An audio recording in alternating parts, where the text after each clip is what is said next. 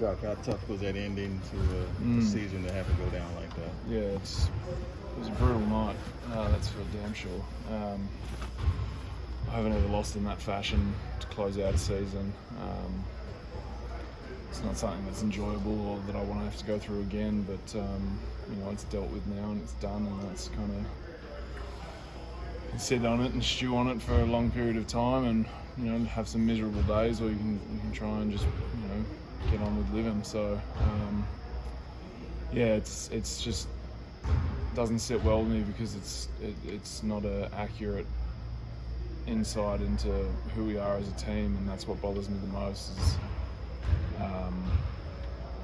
just felt like that wasn't us, and that's not the level of commitment and fight that we've shown all year. We've been through some serious dog days this year, and injury reports saying 6-7 guys on at one time, but like we would still come out with a degree of competitiveness and tenaciousness, and we would get out there and compete to the last second, and a lot of the times we'd lose, but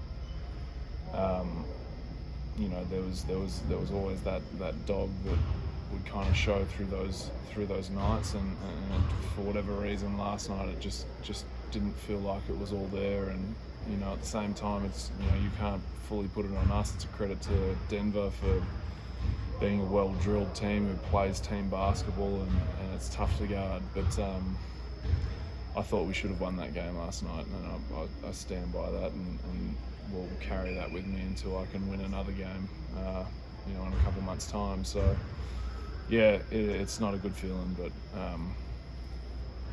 we just do what we can to try and get over it. When you look at this team and the impact that you had, how much would you like to be part of the continuation of this run? 100%. I love it here.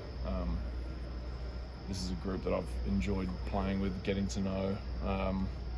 Not just the guys on the team, but the entire program. I think it's an extremely professional club that does things at a high level, and I want to continue to be a part of that and grow with it, and one day win a championship with it. I think that has morphed itself into being a serious goal of mine. But there's a lot of things that happen between now and the start of the season, and some of it's out of my control. So this is a city and a fan base and an organisation I'd love to be a part of for the rest of my career if I could. But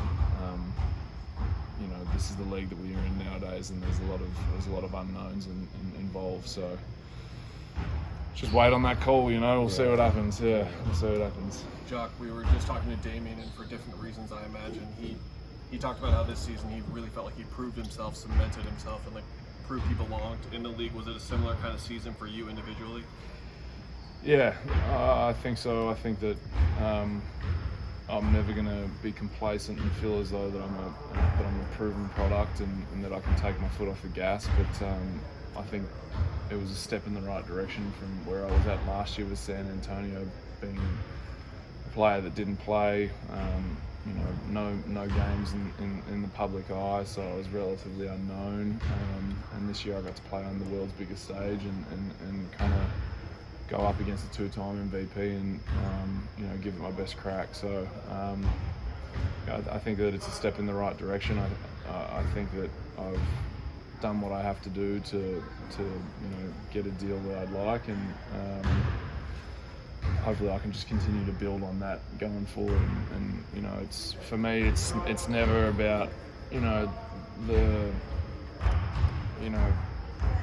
for me it's about the growth over my career as a whole. I never really want to just be complacent with where I'm at or the contract I get or anything like that. It's much more than that for me, and I want to win championships at all levels. So I'm just going to try and continue to build towards that by improving myself and just trying to become a better player as a whole. But in terms of whether or not I think I proved that I belong here, yes, I believe that I did that,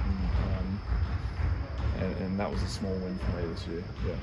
Jock, when you go up against a guy like Jokic, who's a generational talent, and that exposes some things that players have to work on when they defend against him, what are some of the things you learned trying to? Look, I felt like I really held my own and did as good a job as I could have against Yoke. I don't know what the numbers would be as a whole, but I feel as though that I definitely held him to something that I'm proud of. But the simple fact of the matter is, with a guy like that, if you're going to play one-on-one coverage, it's very rare that you're going to be able to stop him from getting the numbers that he was getting, and that was part of our game plan. It's just, for me, it was never about stopping him. It was never about, having Yoke go, a 12, 14-point night.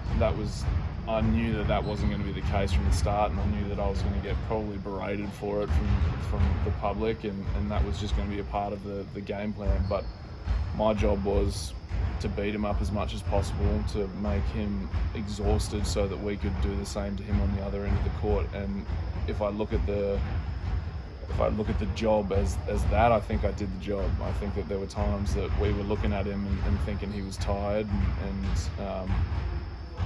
he said to me after the game, he said, just continue to fight. Like, that's tough to go against for any player. So that was my mindset going in. But to learn from that experience, I learned shitloads. I learned that,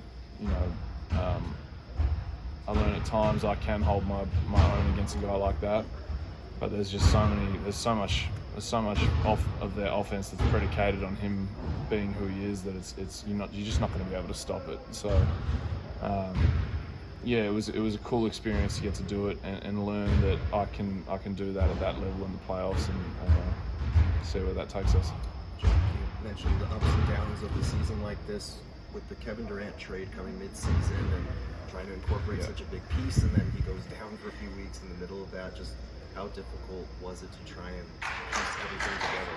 Yeah, I said this last night. I didn't find it too difficult. I think that there were times where we're all extremely talented, high IQ basketball players here at the Suns, and I felt like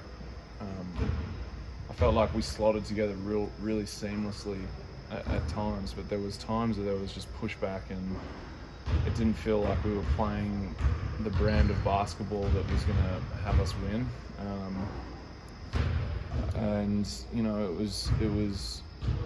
It was those growing pains that I think kind of stopped us from getting where we wanted to go.